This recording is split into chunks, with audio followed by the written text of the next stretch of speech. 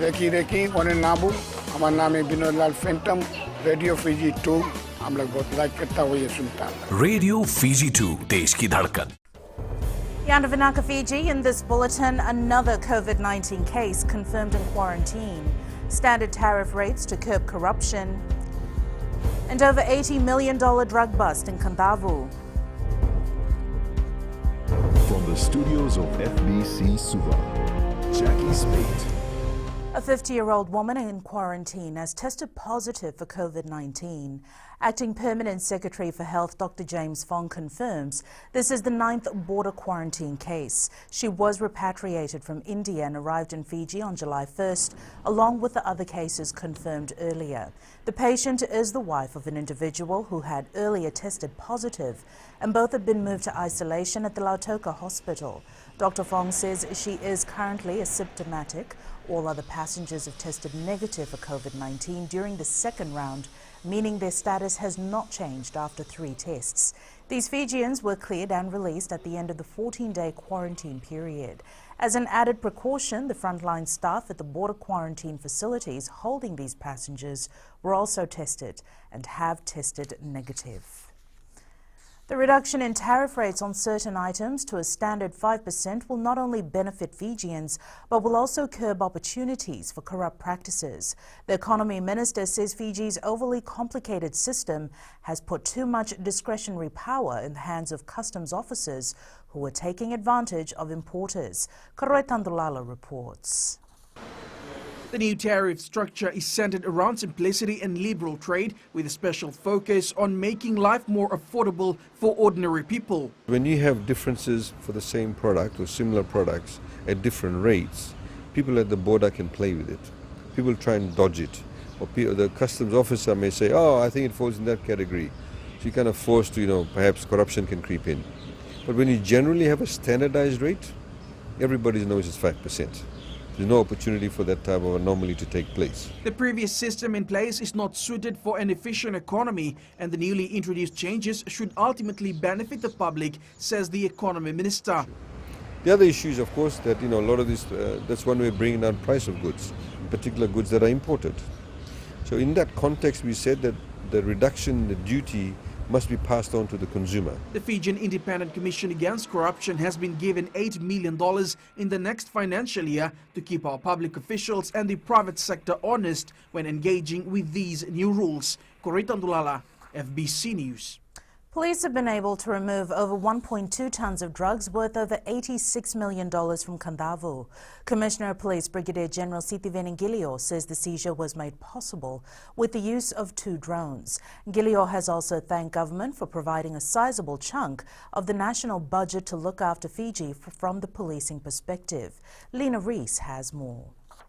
The police commissioner says with the budgets allocated, police have been working hard to produce the outcomes that the people of Fiji require of them. We have to be astute and savvy in the way we conduct our operations with the budgets that we've been provided, bearing in mind that COVID operations, we continue to implement the curfew hours as directed by government. Gilio has also highlighted that the Fiji Police Force is looking forward to establishing an electronic command center. We are looking forward to assistance by our Australian and New Zealand counterparts in setting up our electronic command center, and also with a few more drones coming in through that. And we're looking forward to purchasing a few more with the provisions for our fight against drugs that's provided for in this year's budget. Minister for Defence Inia Seruratu says they will now base approaches and strategies for the coming financial year according to their allocation. I have already, in preparation for this budget, held discussions with my senior officials that come under my portfolio that I think for the next financial year, it's not about working harder, but it's about working smarter. That should be the approach that we take. The Fiji Police Force has been allocated $200.6 million, an increase of $22.8 million. Lena Rees, FBC News. The World Bank is expected to provide $160 billion over the next 15 months to help countries combat the coronavirus crisis. The World Bank representative says this also includes Fiji as they continue to focus on protecting the livelihoods of all Fijians. He says protecting the livelihoods of people and helping the private sector during these difficult times are some of the focus of the World Bank as they continue to help in the fight against the pandemic. Fiji has benefited from the first COVID-19 crisis package provided by World Bank, where $15 million was channeled to the Health Ministry to help combat the spread of the virus. For us, the first sort of, if you will, the new normal has four kind of key elements. The first is, of course, saving lives. The World Bank, in the very early days, went out with a $14 billion package through the fast-track COVID facility to support countries in responding, first of all, to the health crisis. We're very pleased to be able to provide that support. Aquaculture is fast capturing the interest of farmers in the Northern Division. Commissioner Northern Rewa Rugby says aquaculture is another way forward for the people in the North as a way of not only addressing food security but also improving livelihood of farmers.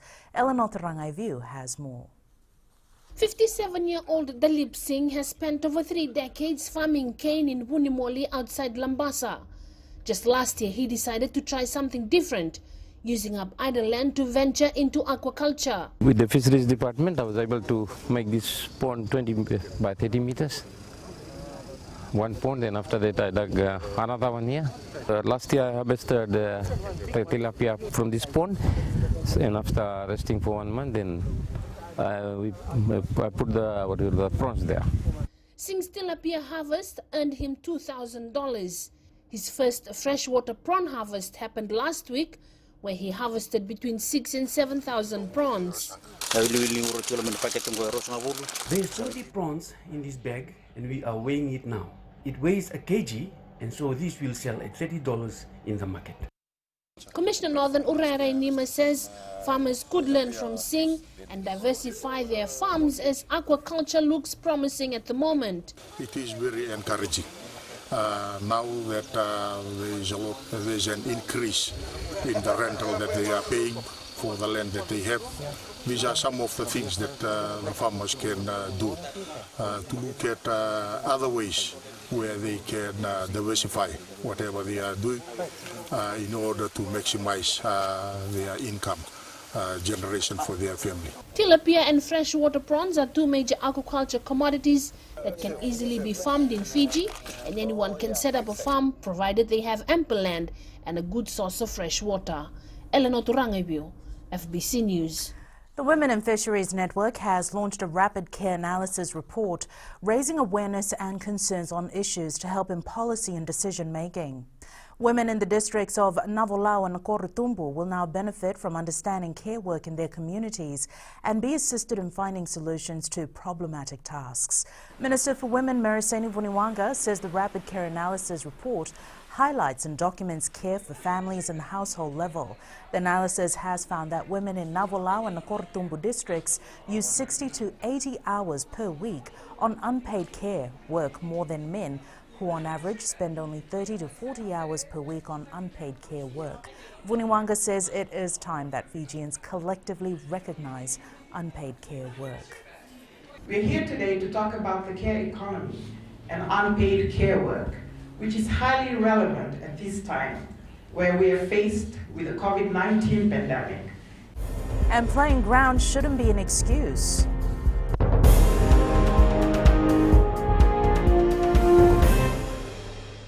Hi, I'm Ini from Raki Raki. I love Gold FM, only the classic hits. Gold FM, only the classic hits.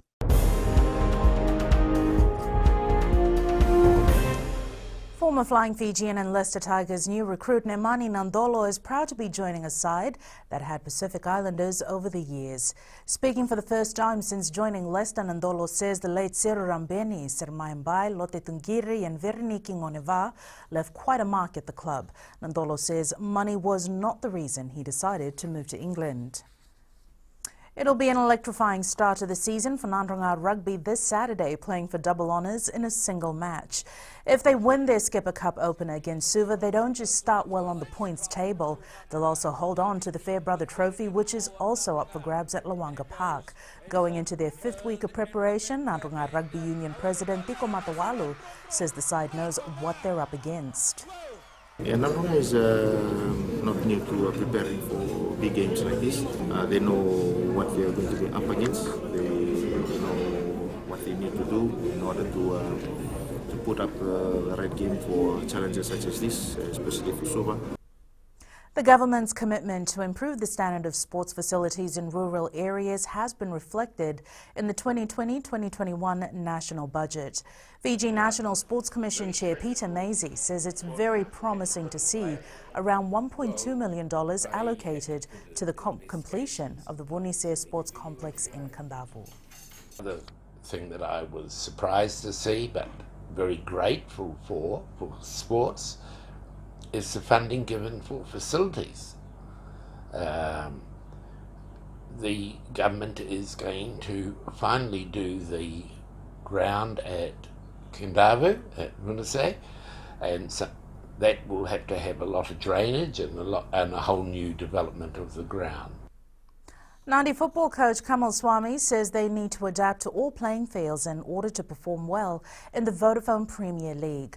While he made the statement following their loss to Lombasa on Saturday as ground conditions at Sorrel Park affected the performance of both teams, he says that should not be an excuse. In this ground we cannot say much because the ground was very hard, very bumpy. But we need to improve. We cannot blame the ground, we need to improve on all the surface and we can play.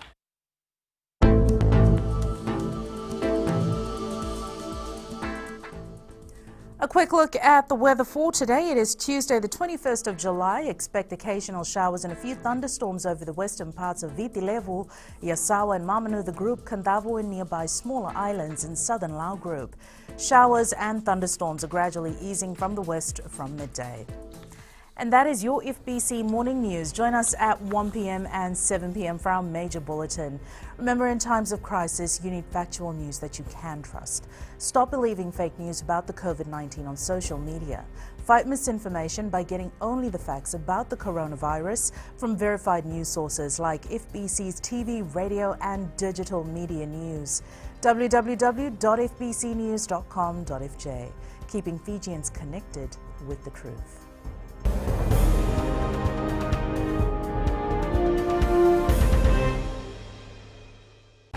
हम शायरा प्रकाश बात करता है और तावा में मिर्ची FM सब concern and मिर्ची FM it's hot Mirchi FM, it's hot.